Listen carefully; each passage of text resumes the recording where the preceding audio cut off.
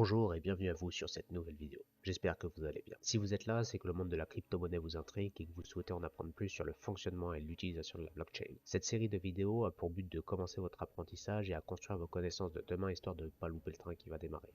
Aujourd'hui, nous allons répondre à une question qui revient régulièrement, qu'est-ce que les stablecoins et à quoi ça sert? L'univers crypto-monnaie a de nombreux termes qu'il faut connaître pour en comprendre les tenants et les aboutissants, histoire de ne pas reproduire les erreurs que j'ai pu moi-même faire à l'époque. Avant de commencer, n'oublie pas de t'abonner et liker la vidéo, c'est un petit geste pour toi, mais un grand merci pour moi. Allez, c'est parti. Les stablecoins sont des crypto-monnaies dont l'objectif est de suivre le cours d'un actif tel qu'une monnaie fiduciaire comme le dollar et l'euro, ou d'autres valeurs comme l'or par exemple. Ils constituent une passerelle entre les crypto-monnaies et les devises fiduciaires. Leur but est d'apporter de la stabilité au marché car ils sont nettement moins volatiles que d'autres crypto-actifs comme le Bitcoin ou l'Ethereum. Vous retrouvez dans les stablecoins la stabilité des actifs traditionnels et la flexibilité des actifs numériques. En gros, la valeur d'un stablecoin est censée rester constamment égale à l'actif auquel il est adossé. Un stablecoin suivant le cours du dollar doit toujours valoir 1 dollar. C'est pour cela qu'ils sont très appréciés dans le monde de la crypto-monnaie. Voici une liste des stablecoins les plus connus. Nous avons Tether, le stablecoin le plus utilisé avec plus de 66 milliards de dollars, l'USD Coin, le DAI, mais aussi le Binance USD, qui est le stablecoin de la plateforme Binance.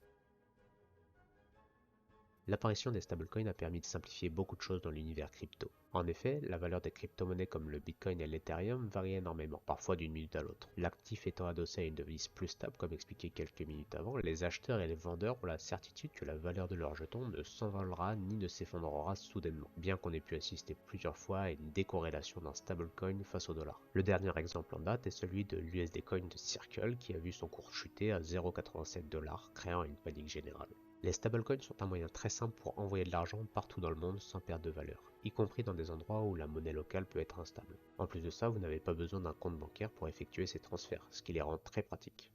Vendre vos cryptoactifs pour repasser vers une monnaie fiduciaire comme l'euro est soumis à ce qu'on appelle la flat tax. Vous devez donc déclarer vos bénéfices et vous acquitter d'une imposition de 30% sur vos plus-values. Le fait d'échanger vos bitcoins ou autres crypto-monnaies contre des stablecoins ne vous fait pas sortir du système crypto. Vous pouvez donc bénéficier de l'ensemble de votre capital pour saisir une nouvelle opportunité d'investissement. Que ce soit sur des plateformes centralisées comme Binance ou Coinbase, vous pouvez mettre votre stablecoin en stacking. Les intérêts étant dans l'ensemble bien supérieurs à celui de votre banque physique, vous toucherez des récompenses qui permettront à votre capital de se développer en attendant de nouvelles opportunités d'investissement.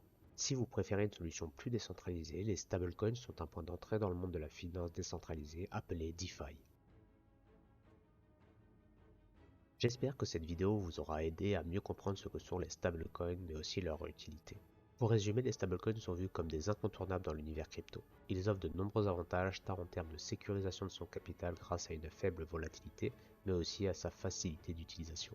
Avant de vous quitter, n'oubliez pas de vous abonner et de liker la vidéo. Si vous avez des suggestions ou des questions par rapport à la vidéo, je me ferai un plaisir de vous y répondre en commentaire. Sur ce, je vous dis bonne journée et je vous retrouve prochainement pour un nouvel épisode crypto. Allez, bye!